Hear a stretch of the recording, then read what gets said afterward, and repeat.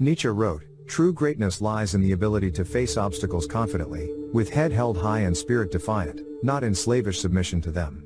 Self-confidence has an extensive history in human existence. In men, it has always been valued.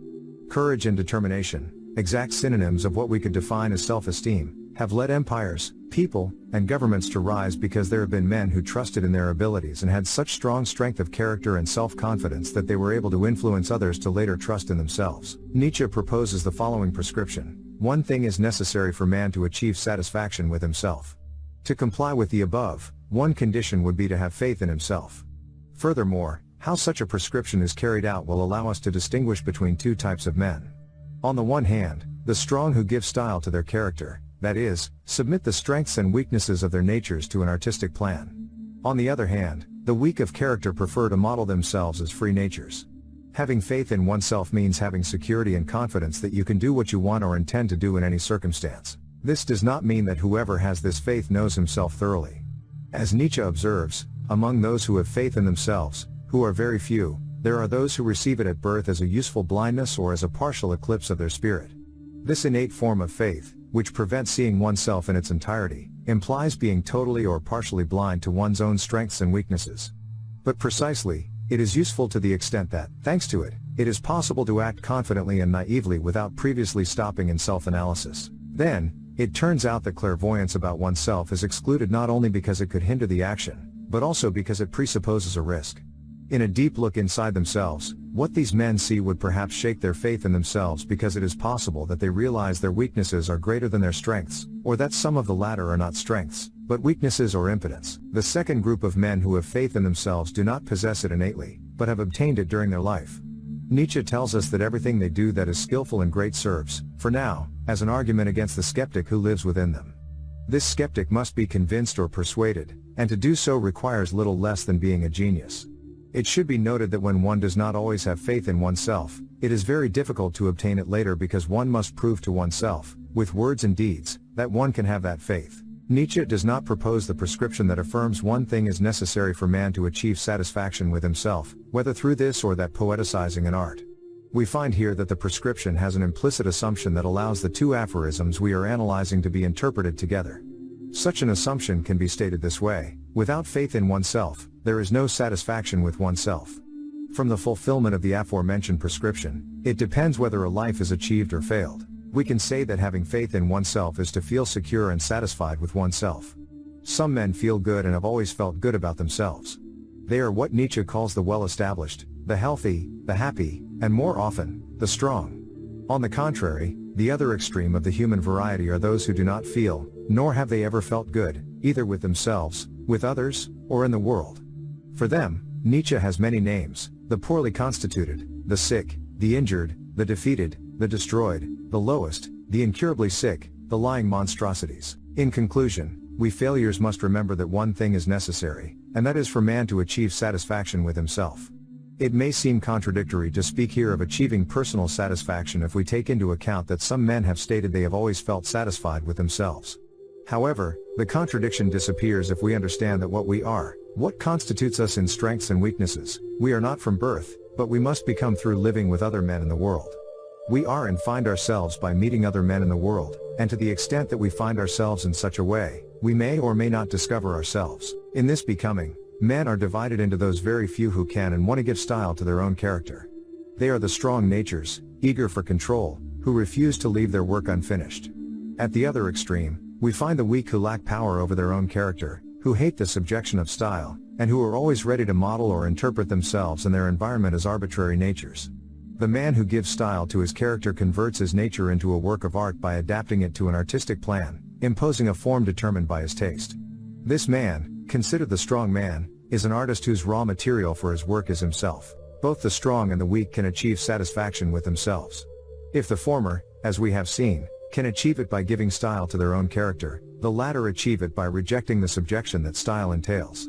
They exercise an art that does not seek to impose a form on its nature, but rather acts by opening a channel for it so that it can express itself freely. Weak people who have no power over their own character, and who model and interpret themselves as free natures, can obtain satisfaction with themselves. They are not necessarily weak in their nature.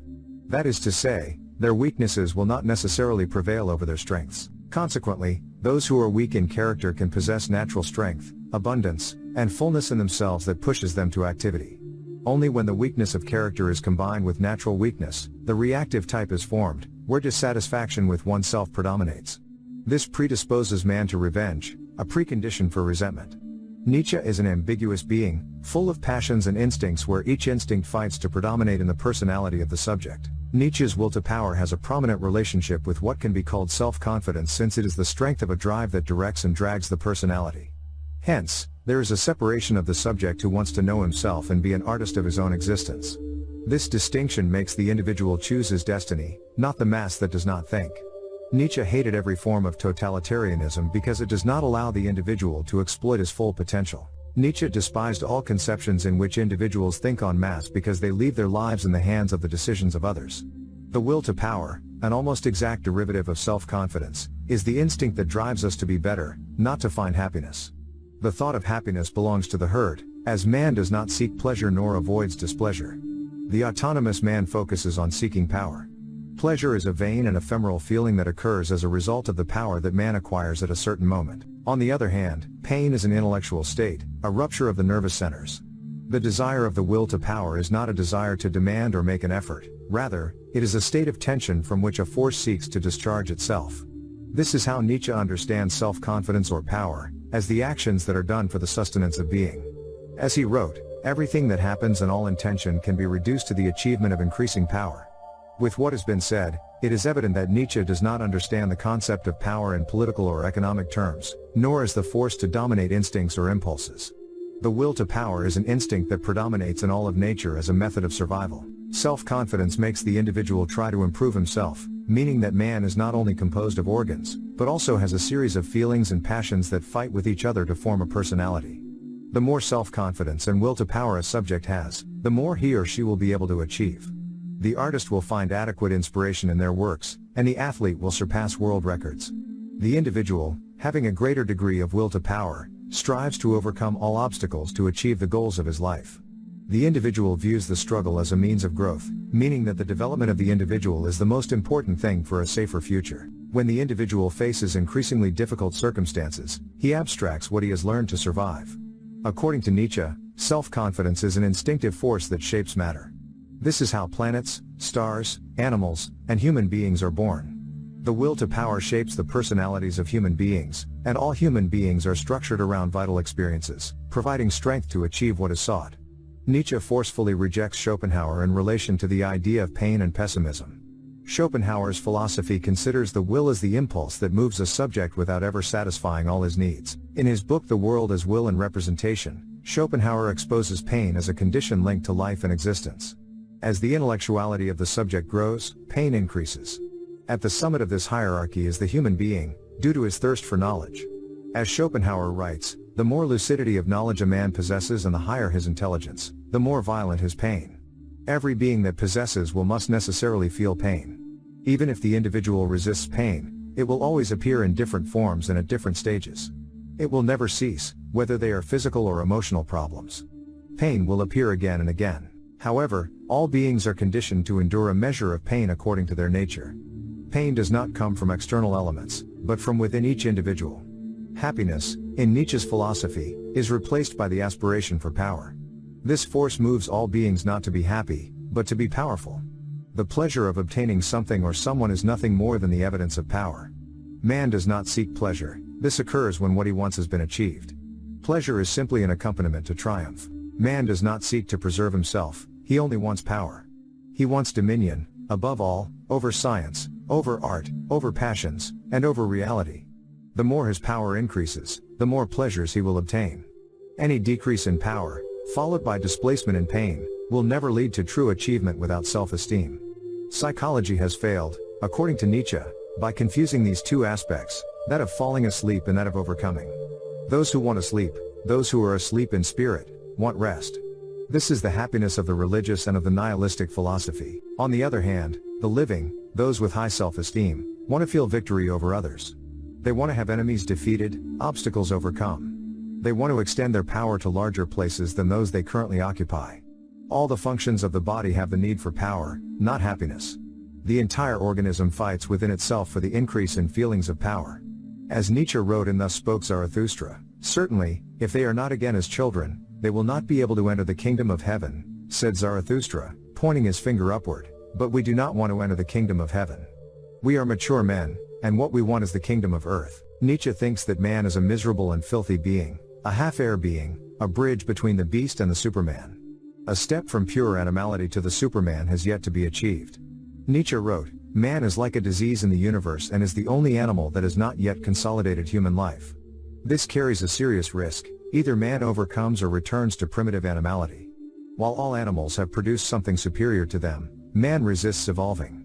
He does not want to abandon the values of the past and give a new meaning to humanity. According to Nietzsche, there would be three versions of the human ideal. First, the aesthetic ideal, where the human ideal is interpreted as a tragedy where the Dionysian and the Apollonian are harmonized. The Dionysian represents the unbridled intoxication of living, and the Apollonian represents the harmony of form and the radiance of beauty.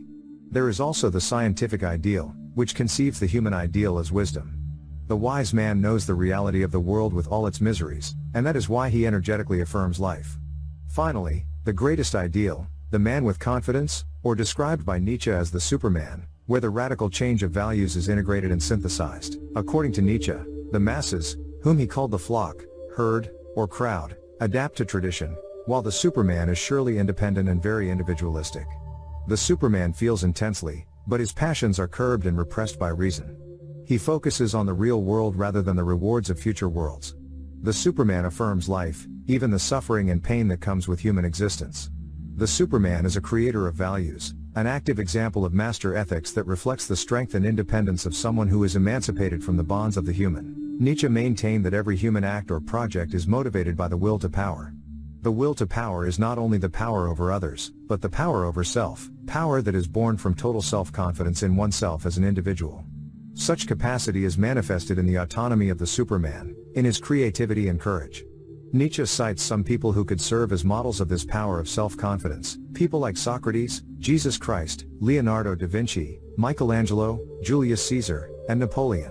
Nietzsche completely immerses us in a deep introspection, making us realize that true power lies in our perceptions. How you feel now is not your true personality. Everything you think, and subsequently your actions and reactions, are determined by how you have acted in the past, and this has become habits. If you have the mental habit of believing yourself insufficient, without self-esteem, and subsequently behaving in such a way, I advise you to reevaluate. If we want to improve ourselves and achieve our goals through the will to power, as Nietzsche explains in his philosophy, we must completely trust ourselves. Clearly, this is not a linear process. Everyone has a way of dealing with themselves differently. But the vital point is that without self-confidence, there is no growth. If we remain stagnant, it will inevitably create a vicious circle of misery. The nature of the human being is to improve oneself and break resistance. I could give you techniques to improve your self-confidence, such as reading, meditating, or exercising, but I believe that Nietzsche wants us to go deeper, to discover where this lack of trust or slave morality that makes us have so little faith in ourselves originates. To finish, I quote Nietzsche in his work, Thus Spoke Zarathustra, "To reach the Superman, Western man has to suppress himself." This process should go through three phases. First, the camel, which is the symbol of the current European man, who is still impregnated with slave morality and who bears the weight of the burden with patience. Second, the lion, the symbol of the revolutionary man, who rises up against the morality of the slaves. After breaking the chains of slavery, the lion has to transform into a child. And finally, the child symbolizes the purity and innocence of childhood, from which the new table of values is recreated. The Superman represents that new table of values, the love of life, the meaning of the earth, and the exaltation of ascending instincts. But this transformation requires a will to master aggression and feelings toward the future, and only the Superman will be able to achieve this transformation. Remember to subscribe and hit the like button for more videos and to help us reach more people.